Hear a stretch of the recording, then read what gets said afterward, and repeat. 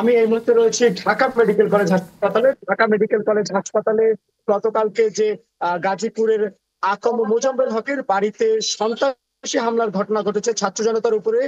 সেখানে আহত হয়ে 11 জন ভর্তি হয়েছিলেন এবং সেই 11 জনের মধ্যে ইতিমধ্যে 4 জনকে কিন্তু হাসপাতাল কর্তৃপক্ষ রিলিজ দিয়ে দিয়েছে এবং 3 জনের অবস্থা আসলে গুরুতর ছিল। এর মধ্যে একজন আইসিইউতে রয়েছেন এবং বাকি যে 6 জন তারা আসলে আশঙ্কা মুক্ত রয়েছেন।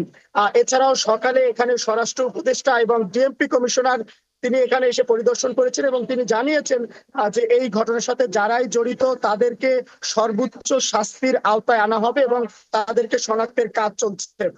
এছাড়াও আরেকটি বিষয় যদি জানিয়ে রাখি যে বৈষম্যবিরোধী ছাত্র আন্দোলন এবং জাতীয় নাগরিক কমিটির পক্ষ থেকে আজকে গাজীপুরে বিক্ষোভ সমাবেশ করার কথা রয়েছে।